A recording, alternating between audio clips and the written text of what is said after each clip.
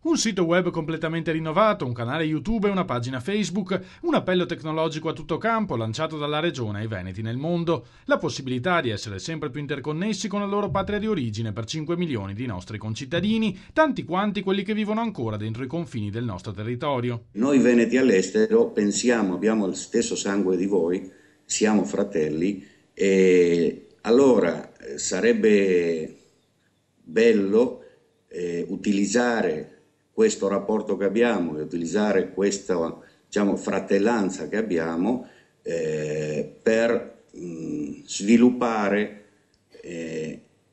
le nostre diverse attività commerciali. Uno strumento rivolto ai discendenti degli emigranti che dopo l'unità d'Italia furono costretti a lasciare la propria terra per sfuggire alla fame, ma anche alle nuove generazioni, i cosiddetti cervelli in fuga. L'Italia festeggia i 150 anni, noi purtroppo in Veneto festeggiamo i 150 anni dell'emigrazione, quindi momenti che partono da molto lontano e che ha toccato tantissimi veneti. E c'è poi l'emigrazione del terzo millennio. I veneti che emigrano oggi in Australia sono numerosi.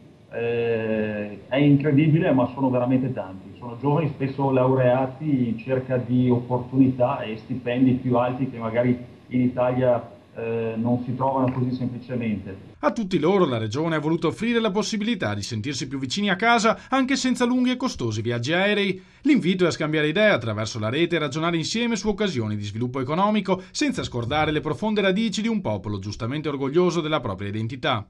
Ciao, arrivederci.